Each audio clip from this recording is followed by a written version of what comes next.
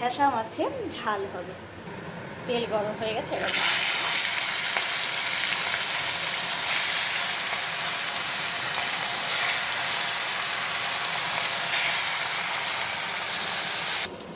মাছ ভাজা কমপ্লিট। আদা পেঁয়াজ রসুন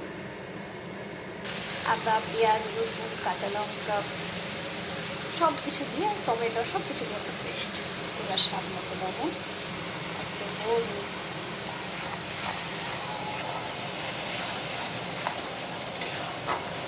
সামান্য একটু সর্ষে বাটাও দেওয়া হয়েছে। সব কিছু দিয়ে হালকা কষে দেবো, হালকা কষে নিয়ে মাছটা দিয়ে দেবো।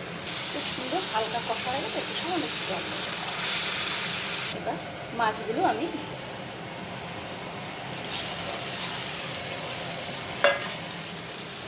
ঠেসা মাছের ঝাল কম। কেমন হয়েছে বন্ধুরা অবশ্যই জানাবেন।